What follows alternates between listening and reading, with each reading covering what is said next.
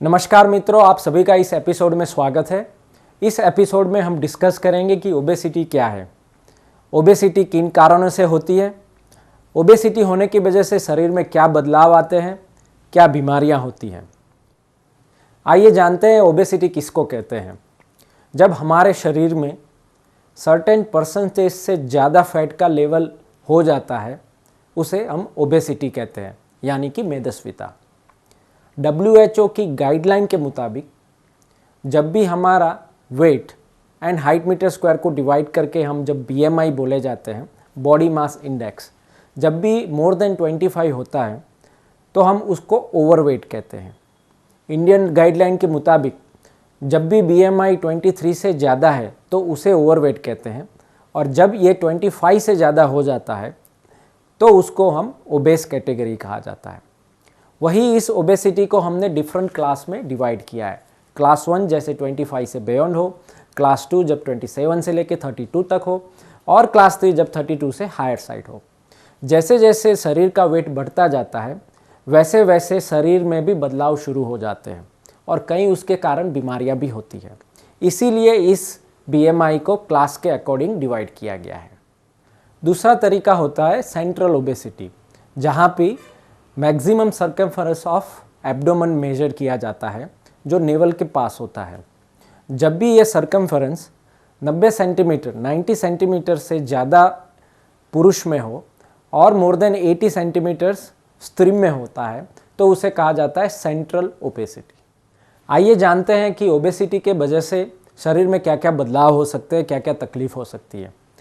Obesity सिर्फ वयस्क में देखने को नहीं मिलती है, ओबेसिटी चिल्ड्रंस में भी देखने को मिलती है और एल्डर ग्रुप में भी देखने को मिलती है। वही जो ये मेदस्वीता की वजह से चिल्ड्रन में भी काफ़ी बदलाव आते हैं, पर्टिकुलरली उनकी लाइफस्टाइल पे। जब भी उन पे ज़्यादा एक्सेस वेट हो जाता है तो अपनी तरह से वो खेल नहीं पाते हैं। इनफैक्ट जब वेट ज़्यादा होता है तो कई बार उनको क्लास में जो अटेंशन पावर होता है वो कम हो जाता है। उसका कारण ये बताया गया है कि ओवरवेट एंड ओबेस होने की वजह से रात को अच्छी तरह से सो नहीं पाते हैं, जिसकी वजह से वो दिन में सोते रहते हैं। इसीलिए उनमें क्लास में अटेंशन पावर चला जाता है।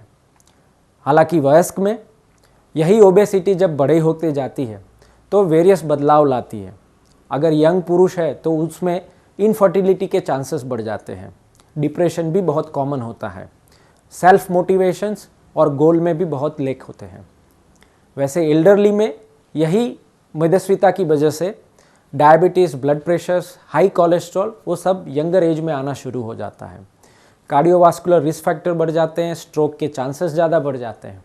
इनफैक्ट काफ़ी सारी स्टडीज़ में दिखाया गया है कि ज़्यादा ओबेसिटी होने की वजह से कैंसर के भी इंसिडेंस होते हैं, particularly colorectal cancers, thyroid cancers and the breast cancer.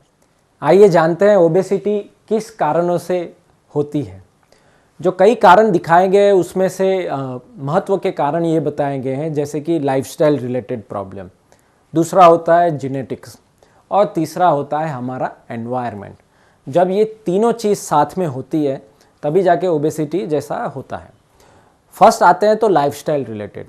Lifestyle वो होती है जो हम अपनी दिनचर्या में एडप्ट करते हैं, जैसे कि खाना पीना, हमारी नींद, एक्सरसाइज और हमारा जेनेटिक्स जो हम अपने पेरेंट्स से जो हमें जीन्स मिलते हैं।